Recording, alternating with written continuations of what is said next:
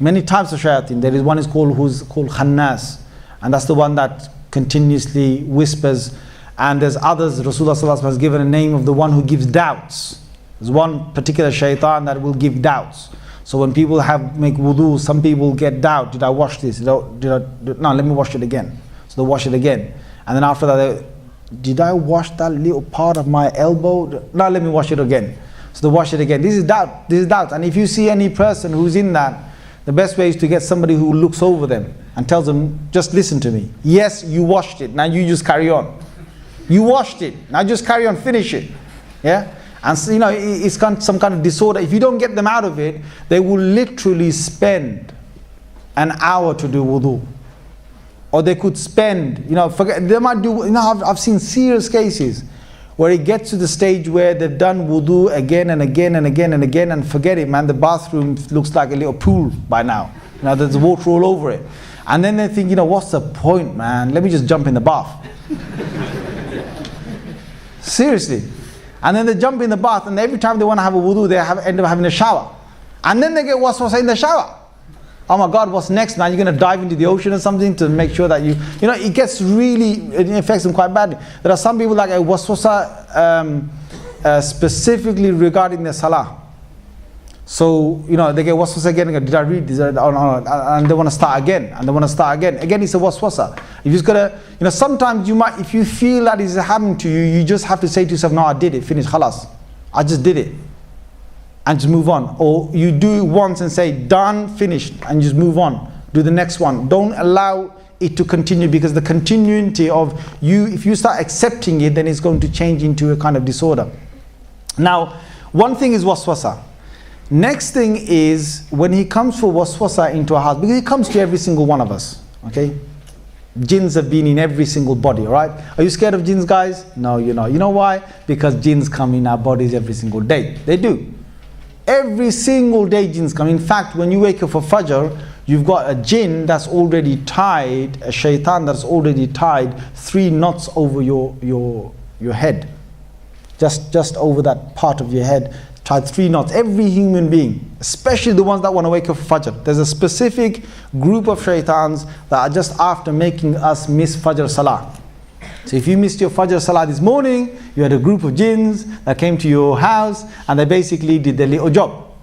So what they do is they tie 3 knots, and when you wake up they say, Nam alayka laylun tawil. Rasulullah sallallahu alaihi wasallam said this to us, in the hadith in Muslim, that you sleep, you've got a long night.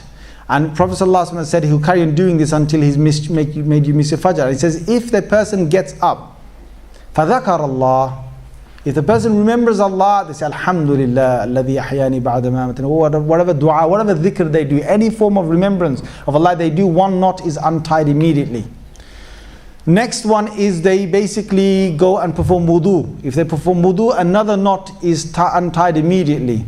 And one of the key things in the wudu that we do to try and get the influence of the shaitan away is to rinse the nose properly. Now a lot of people don't do this sunnah properly. When you rinse your nose, have you seen some people rinsing the nose wudu? They just grab the and they go.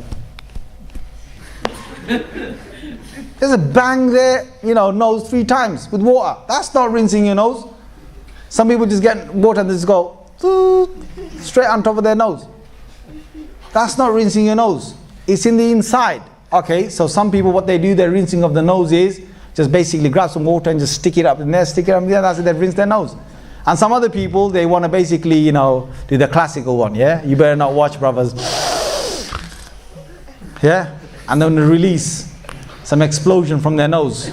Yeah? Be careful, brothers. There's other brothers doing wudu, yeah? Make sure he doesn't fall over him. He's got his clothes over there as well. I don't like, you're just trying to do wudu in the wudu area, right? You got some brothers who are trying to do wudu. I think, are you doing wudu or are you making me do wudu? Because it's half over your jubba, whatever, your trousers, yeah. And when the guy basically does the classic one, you just basically want to make sure that he doesn't blow it all out onto yours, clothes or something. So anyway, the sunnah regarding this, and it's very important because Rasulullah sallallahu alaihi wasallam said that فَإِنَّ الشَّيْطَانِ يَبِيتْ فِي خَيْشُومِ. Rasulullah sallallahu alaihi wasallam said that the shaitan sits just at the end of your nostrils, within just your nose. He sits there throughout the night because you're in forgetfulness. You're not in a state of dhikr. And to get the influence of shaitan away is to take water to snuff it up to the bridge of the nose, and then to sniff it out, both sort of parts. So to take some water in is one sunnah, to take and blow the water out is the second sunnah. Both these sunnahs complete cleansing the nose at the time of wudu or ghusl, at the time of performing ablution or having a bath. So that's the second one. The third one the hadith says is that the person prays. When you pray 2 rakats, the last knot that is there will actually be untied.